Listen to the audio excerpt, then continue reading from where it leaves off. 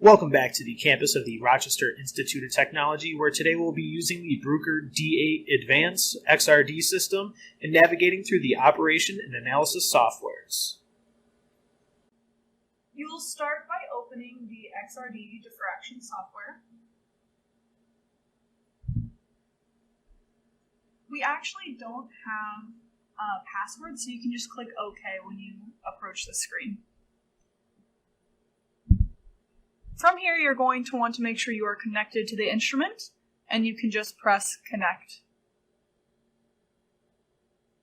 After you have gotten connected, you can go up to Commander. It's important to make sure that your shutter is closed. And we are going to charge the X-ray by sending the voltage to 40 and the current to 40 as well. And then press Set when you have gotten that complete. From here, we are going to set the stage so everything is 0. You can click the checkbox and see how this is not 0. We are going to go up to the button right of the checkbox, and that should set all of our positions to 0.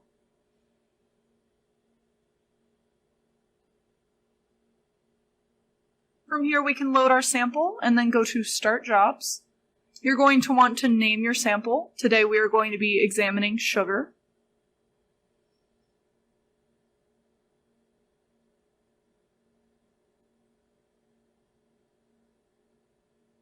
For the experiment name, you're going to want to go to the RIT XRD methods, and you can select any of the powder samples because that's what we'll be working with today.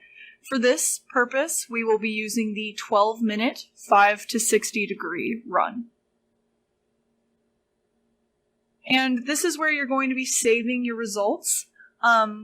Just make a folder for your lab. I'm saving it to Tom's folder now, and just name the file.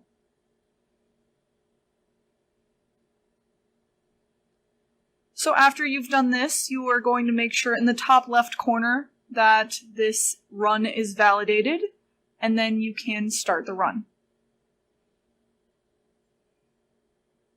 Now you can go up to Commander after this, and you can see it happening in real time. You'll watch the shutter open as well as the stage begin to move.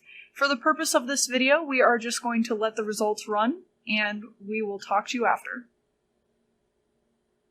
So now we have our results, and you'll notice that the shutter is now closed. We are going to want to relax the X-ray now, and so we are going to go back up to the voltage and current and change it to 20 and 5 respectively before we click Set.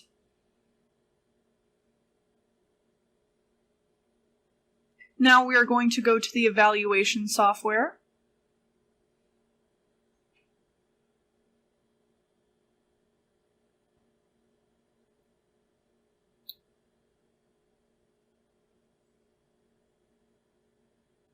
After it has completely loaded up, you are going to want to go up to the File tab and Import from Files. So it opened directly to, well, we're opening it into Tom's folder, so I can get the sample. You're going to make sure you pick the raw data file because that's the one that we can work with in this software. So here's our spectrum. We are going to first adjust the background. So the background for this sample actually looks pretty good. So I'm going to be going with the default, but you can see how it slightly adjusts the background.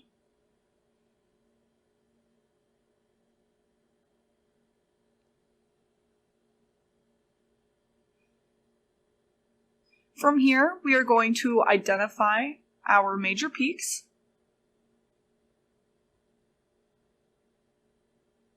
And you'll notice that there are several peaks that show up in this spectrum. However, we are going to account for the ones that are most likely noise and interference by changing our threshold.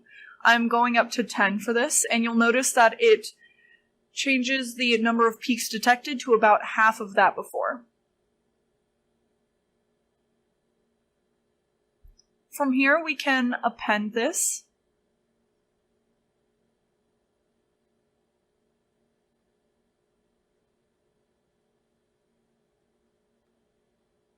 And when we do this, it will actually display what theta value each peak is located in.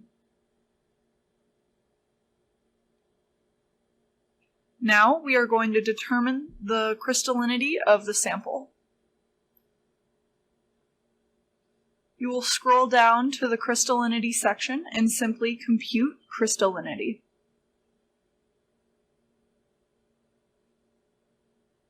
This sample is pretty crystalline at about 95%.